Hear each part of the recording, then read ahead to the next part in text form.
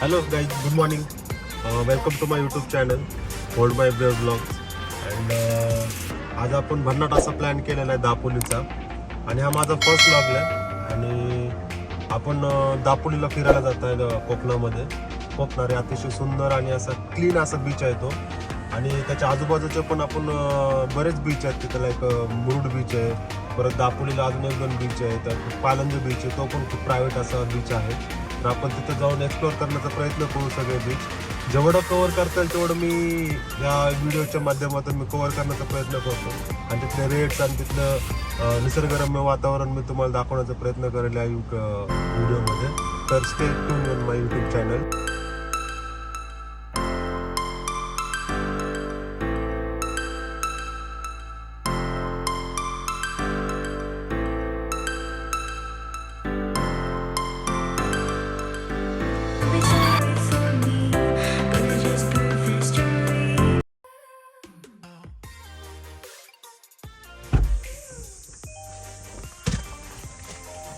Guys आपण थोडासा break घेतला होता. मुळशी आपण क्रॉस केलेली आहे आणि आता तामिनी घाटाला सुरुवात झाली आहे.